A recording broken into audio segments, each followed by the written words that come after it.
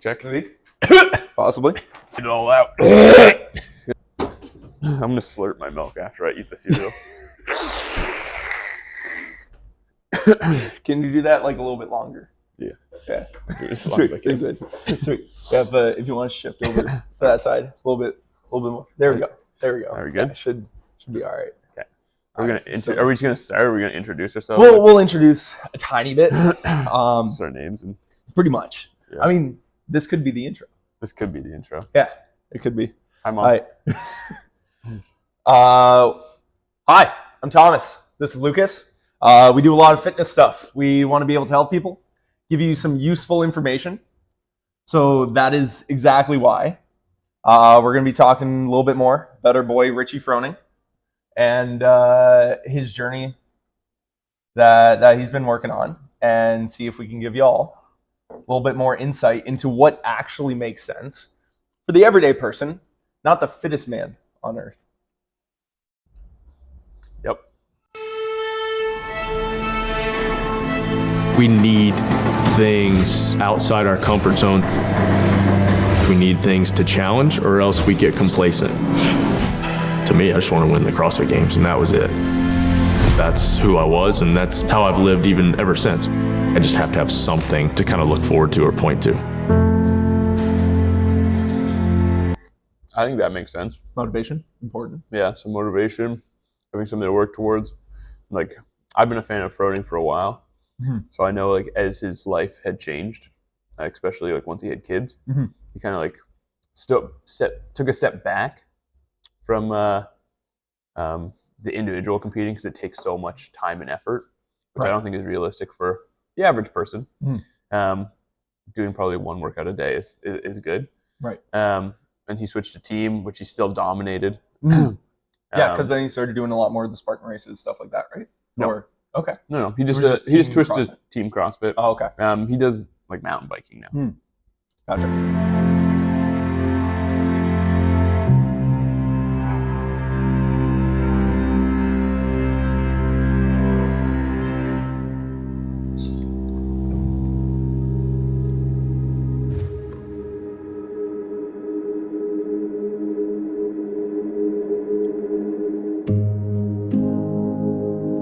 Growing up, I'm one of 32 first cousins on my mom's side alone, 25 are boys, and so everything was a competition, right? When I was a kid, I thought they were trying to figure out which one of us was the most dominant cousin, but now having kids, I realized they were just trying to tire us out. You know, hey, run around the pond, who's the fastest, who can swim, you know, whatever. But they also created a little bit of something in all of us that is a little bit of a problem now. You know, we're still all hyper competitive. Having really good youth sports coaches, bad youth sport coaches that also... Fun fact. Yep. There is less cousins nowadays because the birth rate is declining. I don't know if that's important to the podcast, but who knows? Maybe it is. As well, maybe it makes people less physically active because there's less people to play with, but less competition. There you go. Who knows? I just thought that was a cool little tidbit. Shaped, you know, kind of my mentality. My high school baseball coach, my last 2 years, his big thing was mental toughness. Like, we ran more than the track team. No point in running that much, but we did. And so I think just a culmination of all those things has kind of just made me a little bit of a, you know, screw loose somewhere.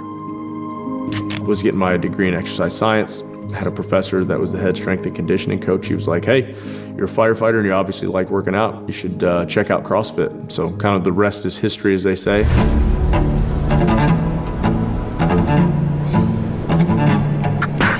The day after the CrossFit Games, there was just relief. First one was like, oh, heck yeah, this is awesome. And then it was like, all right, what's next year?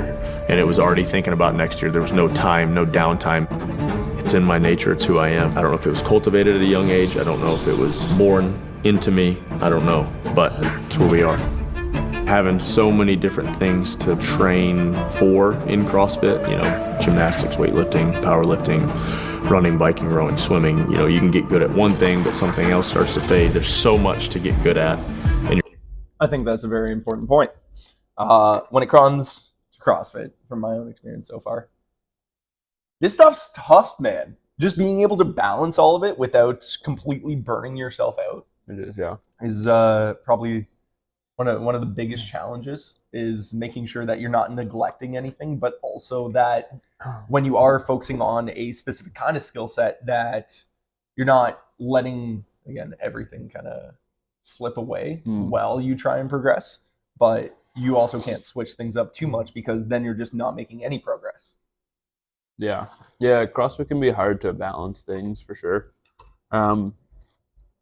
I think that's kind of where the constantly varied comes into play, because if you do it in a smart way, it's not random. Well, it is, but it isn't, because like you're purposefully picking and choosing movement patterns, so that you're never leaving something out throughout the week, or you're very rarely leaving something out throughout the week. Like you might not do sandbag over the shoulders every week, but you'll probably do a clean or a deadlift, so you're doing some kind of hip hinging. And those things will all carry over, Right. You're always going to be working on something, and then also the competitive side of it for me. We were literally just trying to get people to say that they could beat Rich, and you could look in their eyes and see that they didn't even believe it, right? He was literally a game changer in just the simple things that he would do, transitioning off of movements, the way that he would move through a workout, the way that he would strategize, and really a competitive flair that he brought. Rich was arguably the first person who stepped out onto the field, was looking left, was looking right, was making sure that he was ahead of his competition. Fittest man? I think it was 5-time individual. Okay. I think he's won 10 or 11 total with teams and individual by himself. But if you ever watch him work out, his movement efficiency is so good.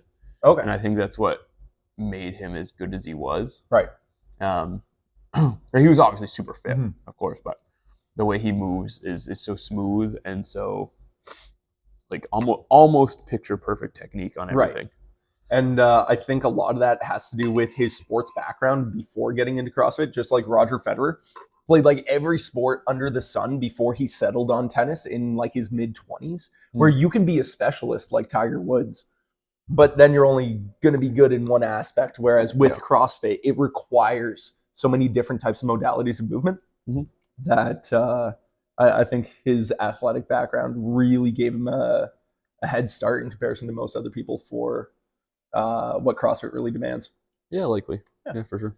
And the dude just wanted to win. He changed the game in a million ways. It's hard to nail down one thing that, separates me or even the top guys now. For me, I think obviously genetics, you have to have it. I'd say a little bit of the work ethic for sure. Like I was going to try to outwork any and everybody. And then I think also the mental side of it and just competitiveness and needing that competition. And then I think my faith. I'm pretty sure even retired, he still works out 3 times a day. Which is ridiculous. Being able to not let whatever I was doing define me. I still hate losing, still hated losing, even after kind of, having that reconnection to my faith. But I could compete from a different level, knowing that my identity wasn't wrapped up in the outcome, right? So for me, I could compete from a way different place doing that. I think what he just said there is not having your identity wrapped up in the outcome. Right. Especially if you're an athlete. If it's gonna be so important for keeping out burnout. Yeah, 1,000%. Like you're not gonna get better every day. You might not win every competition because you don't know what is going to be what other athletes are going to be doing. So making sure that you are an athlete, but you also have other things going on in your life, and that your identity isn't this one aspect. Right. Just like you and I might focus on with our clients, that it's more about the day by day, putting in the work. Forget about the outcome sometimes, and you're going to reflect on that every few months. But it shouldn't be trying to be better every single day, just like it's been preached for years. Even at some point, every few months, you shouldn't expect to be getting better. Like there's going to come a point where your progress is so slow that and especially if you're doing like CrossFit or something like that, where you're doing so many different things, like the rate of progress is going to be minuscule at some point.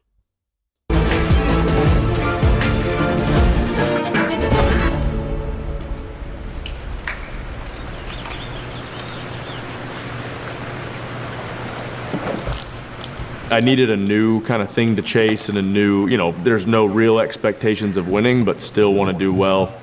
And in 2017, I tore my meniscus. So riding on the road kind of became running for me. I didn't have to do all the pounding on the road and could get a long cardio session in. So I'd met a buddy that I hunt with a lot out west, and he lives in Leadville. And so he was like, you should do the Leadville 100 mountain bike race.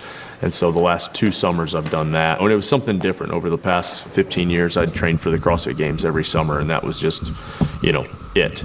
And so it was kind of fun to have a different goal, a different target.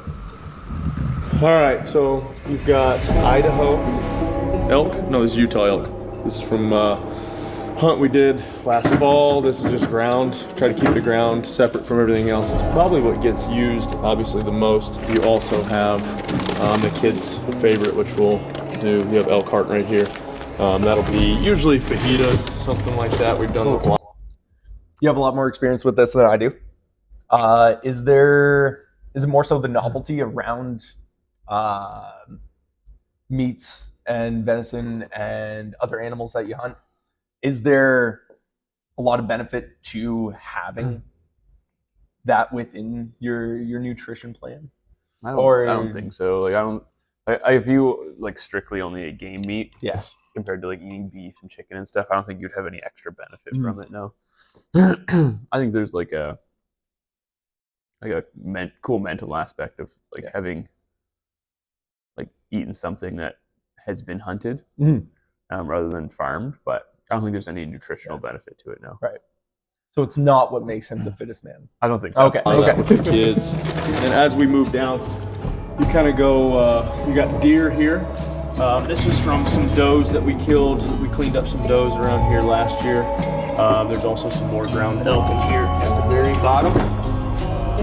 We also have some stuff that... So I grew up in a hunting family. I had a buddy that was like, hey, you should come out and try turkey hunting. And I'm like, all right, cool. Whitetails just doesn't sound fun to me, just sitting up in a tree waiting. And turkey hunting was a blast. And kind of fell in love with that. And then also I had somebody that said, well, if you like turkey hunting, you should come try elk hunting. And so that was kind of my first introduction to it. And I think we went to Heron, Montana. And man, we chased elk for 7 days. Didn't see one, didn't hear one, but I was hooked. I think it's equal parts competition and equal parts filling the freezer. When people say sport, I don't think of it as sport per se. I think of it as competition. I think of it as the original competition. There's something about the go and try to either outmaneuver, outthink, outwork, whatever it is. And then filling the freezer is, that's the awesome part. So I know that freezer out there, that all that meat is free range. I just feel better, right? Especially if it's something that I've killed. I'm like, man, we worked and paid a lot of money for this. There's a whole lot more pride and ownership, I guess, in it. There's just way more connection to it. I think nutrition is the base of all that we do, right? It's fuel, one, but it also is where we get our nutrients. It's what builds health within our joints. It's what builds health within our organs. And I mean, really, without it, we're dead. When I was younger and competing and training like crazy, I wasn't necessarily worried about the quality per se. And then now it's like quality, macro a little bit, but more, all right, hey, let's rein in what's going in and be smart about that. I would say. So for the everyday person, how much does quality of food matter versus just hitting your macros or the source of where you get your food? I think it depends on what we're talking about. So there's a difference between weight loss and health, right? You can lose weight in an unhealthy way. We've all seen the Twinkie guy who ate only Twinkies and lost weight, right? Yeah. I think it should be a good mixture of both. Some people that are really hardcore will be able to eat a completely clean diet and they'll enjoy it and it'll be no big deal. But most of us, as long as we're eating mostly whole foods, so that means minimally processed, lean meats, vegetables, fruits, nuts, seeds, all that kind of stuff. And we mix in some treats every once in a while, then we should be good to go. Again, it's just kind of everything in moderation. If you want to be the fittest man alive, you can't have moderation.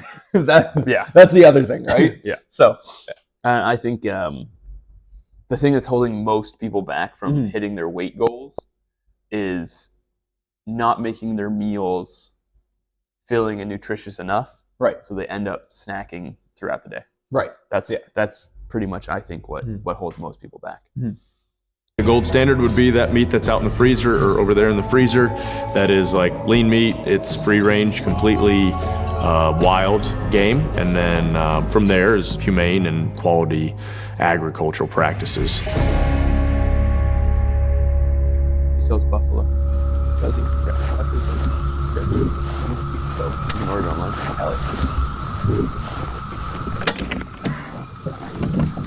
Or maybe it's bison. I can't remember.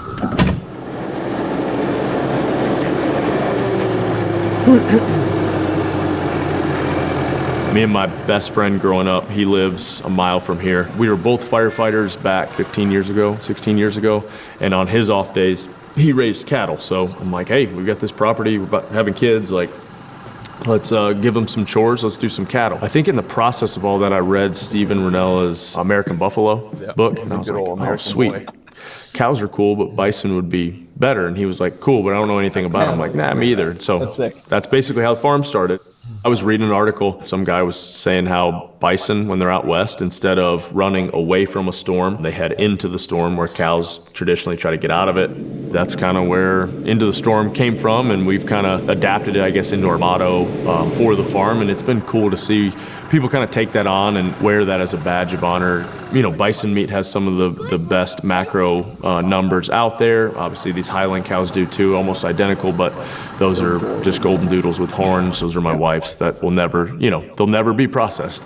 We know what goes into these animals, and so we know that what we're giving or selling as a product is good, and other families can have opportunities to have that meat and have access to that. So it's cool, special, and that the kids have a tie to that makes it even better. Oh yeah, they do like the shade over there, don't they?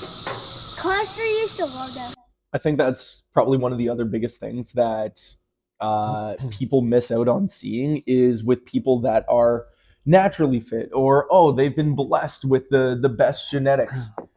Most of the time, people that are just in naturally really good shape are probably just moving a heck of a lot more than most other people, right? Yeah, they live probably more active lifestyles than the average person. Exactly. Working on a farm, all that stuff plays exactly into that, right? Even people that work in an office setting, if they're leaner, usually they're fidgeting more. Like their hobbies outside of work are more physically active. They're doing things around the house. They're gardening, yard work, that kind of stuff. And it really doesn't take much. It's just a matter of cutting back on the hour or two that you would be sitting on the couch. Yeah. Of just getting up and doing something. Yeah. That too, and like some people just have smaller appetites. True. Very true.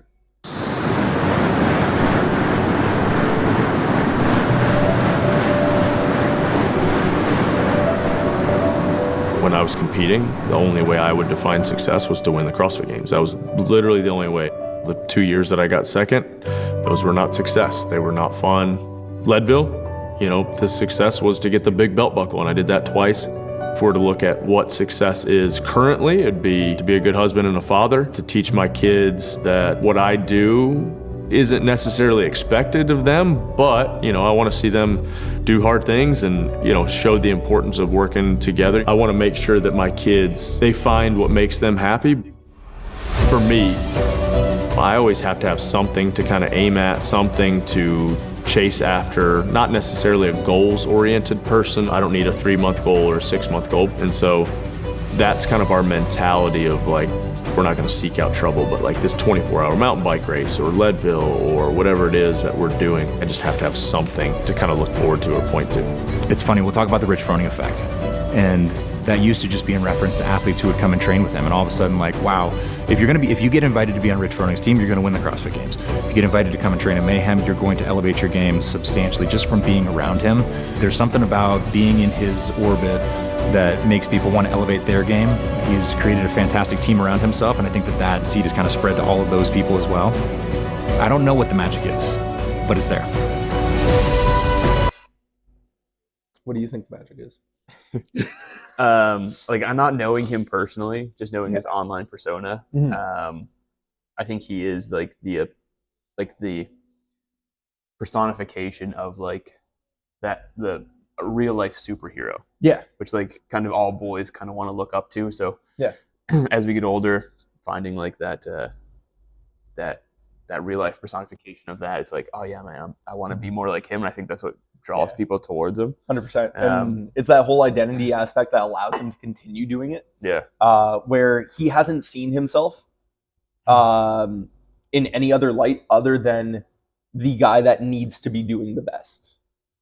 Whether it's been on the sports teams or in the CrossFit Games, he has that hunger and that desire, and he doesn't want to see himself in any other place other than first. Yeah. Which then just means that if his values align with that, then he's going to do everything in his power to be able to make sure that his lifestyle allows him to accomplish that. And I also think that he actually enjoys what he does.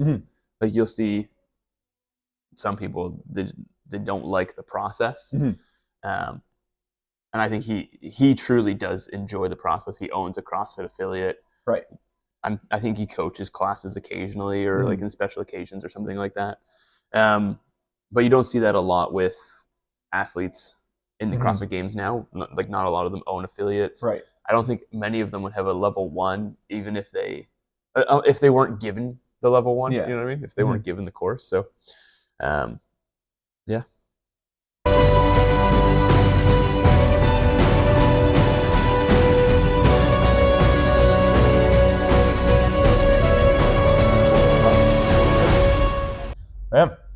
Man, Rich Froning. Rich Froning. What a guy. Good role model. If there's anybody else that would kind of be runner-up to somebody like Rich, or who else do you think is kind of on his level?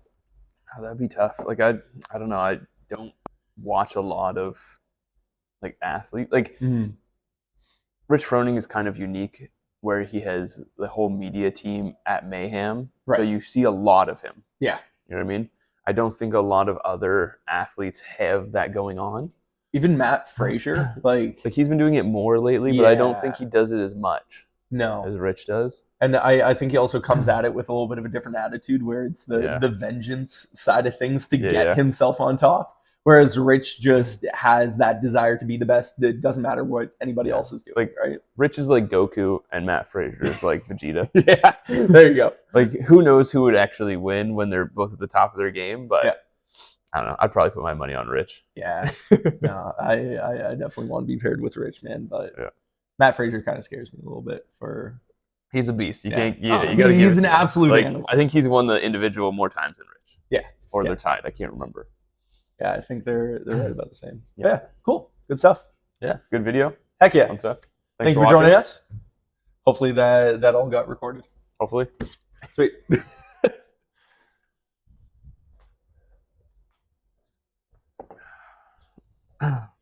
Nice.